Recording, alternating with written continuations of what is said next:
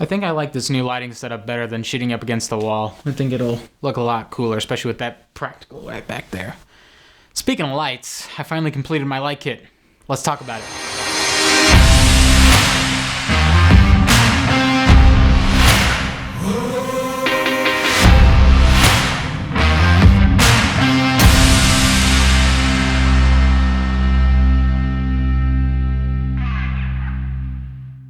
What's up, everybody? Welcome back to NBC Arts. On this channel we talk about filmmaking gear, tips, and tutorials, and today is part 2 of the What's in My Kit series.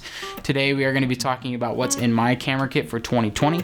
In part 1 we talked about my camera kit, and in part 3 we are going to talk about my audio kit. So the 3 pillars of what you would need to own to make pretty good videos and not really have to rent all the time unless it's for like a really big project. So today we are going to be talking about a few lights.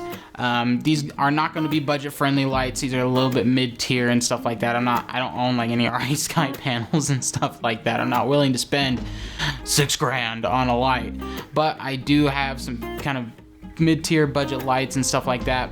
But if you are on more of a budget and you want to build a light kit that's kind of like this one, I will leave some links in the descriptions to some lights that are comparable to these, but at a much lower cost, and will help you get started on lighting your videos professionally. So to start off is my first light here, my key light that's lighting me right now, and that is the Aputure 120D Mark II with the Light Dome Mark II. I love this light. This is like the quintessential YouTuber light, but this can also be used in a lot of great situations. I film a lot of corporate stuff and a lot of narrative film stuff, and this light is so versatile that I could basically throw it into any situation. This light's super powerful. I mean, they have the 300D and soon to be the 600D. Like, that's gonna be... what? That's so bright.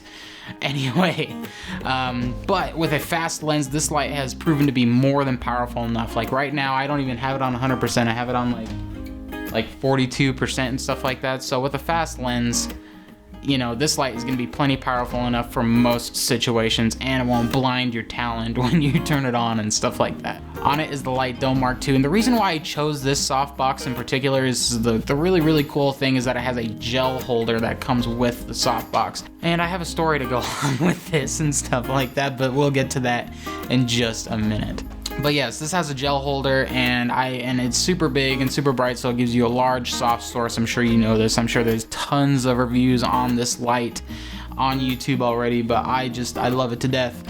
I'm using the grid that comes with it as well to make the light a little bit more directional and to give me a little bit more control on my background back there, which there's a couple lights you can see back there right now, which we will get to in just a second. Now, the reason why I chose the 120D Mark II is because of the versatility of this light. It is a COB, or a chip on board light, which means that there's one big like LED chip instead of like a multiple LED chip array that you'll find in some panels. This will give you one single hard source of light and stuff like that, so you won't get like these like weird kind of shadows that kind of split off and stuff like that. So if you put some of the other accessories, which we'll talk about, on this light, you're able to control it a lot more. So the other reason why I chose this light over say a panel light is because of the Bowen S-mount that's on this light. It's just super versatile. Like you can attach softbox, you can attach like globes or china balls, is if you want to call it that. You can attach barn doors, fennels. There's a bunch of other accessories that Aputure sells themselves that can go on this light to make it to basically throw it into any situation that you really want to. So for a key light, I would recommend getting the Aputure 120D Mark II. This thing's built like a tank and it will last you a long time. But if you are on a little bit more of a budget, the SL60W or the newer ones that come out, that Godox just came out with, are phenomenal. Gerald Undone did a awesome video on the new Godox lights that kind of are a bit of a step up from the SL60W, that kind of more directly compete with a light like this, and you can get a nice softbox that's not the one that has the gel holder. I just like the gel holder because if you want to change the temperature and don't have a bicolored light, and you want a soft light, it's kind of tough. which reminds me of a story. So I was on a shoot, and I had gotten a China ball or a globe for that shoot to kind of light up a room, because I didn't really want to, because it was kind of like you had 2 days to complete this film challenge and kind of a thing. So I was kind of in a hurry, and I didn't really have time to kind of like light how I would really want to, and kind of set stuff up and whatever. But anyway, we wanted to gel the light orange to its like a warmer Kelvin temperature, like that light is back there. But we didn't have a gel holder in this globe that I got, and so what I did is I just like gaff taped a bunch of gels that I had inside the thing. Well, they got a little bit too close to the LED chip on my 120D Mark II, and they melted and cracked. Luckily, only cracked the protective glass that was on the outside cover of the 120D Mark II.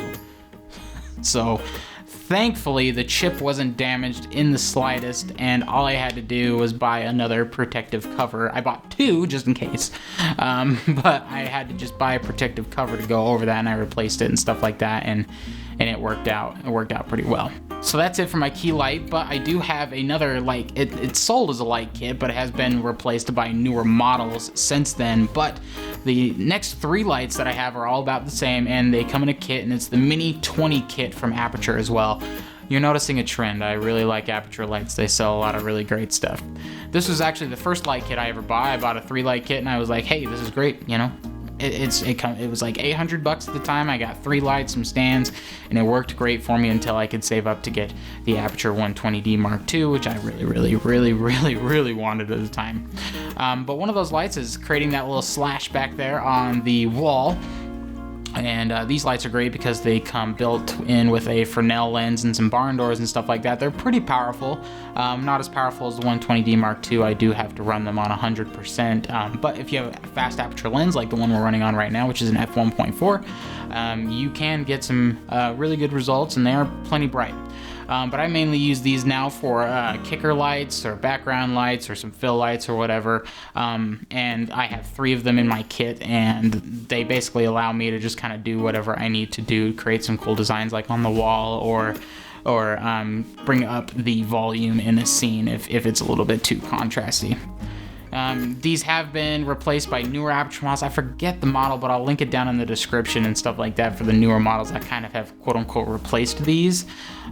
Those are a really good deal too. They're a little bit more powerful and stuff like that, and I think they'll serve you pretty well as well. So the last 2 lights in my kit are the most recent additions to my kit. These kind of replaced a couple of lights, but these are in my opinion, the Quasar Science killers. These are the Digital Photo Chameleon 4-foot RGB tube lights. I love these things. Ever since I've got them. I've only played around with them a little bit, but I love these things to death. They are super bright. These are super versatile. They're great for practicals. They're great for background lights, and you can even use these as a key light. This is like bright. So let me turn it on for you really quick. So this, it takes a couple seconds to turn on, which is kind of interesting. But this is set at a Kelvin temperature of like 9,990, and you can change the color temperature, right? Like you can go to like a warmer temperature like the one back there is. And the cool part about when you're in the white mode that I like is that you can add like magenta to it. These are how you control the lights up here, but I'll get into these lights a little bit later when we do a full review, because I do really want to do a full review of these lights. But yep, these lights are great. So I'll set it at 5600 Kelvin for you. So this is just straight up daylight balanced right here, and this is at 2%. That thing's freaking bright. I don't care. I mean, it's not that very far away from me, but I mean, we can turn this guy up to like 100%, and like that is crazy. Like, oh my, yeah. But these come in a couple different variants. These come in 4-foot and 2-foot. For my light kit, I got 2 4-foot ones. And stuff like that, and you can get like some cool accessories for this and stuff like that. It comes with some like clamps and stuff like that, where you can mount this to other things and whatever else. But and any like the Quasar Science or like the Pavo Tube accessories will work with these as well. If you want to get like a clamp that you can like have a bank of 4 of these and kind of make like a little Kino flow. But these are great. These are super great for. Ooh, whoops. Ugh. Dang. Anyway.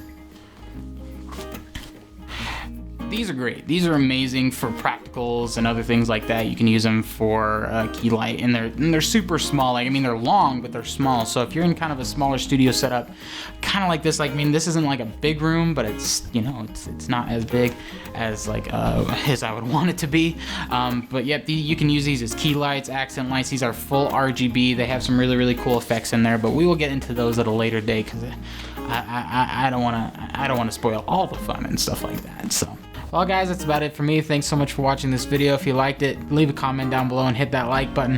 If you want to see more from me, make sure to hit that subscribe button and ring the bell for notifications. Thanks again for watching the video, and we'll see you in the next one.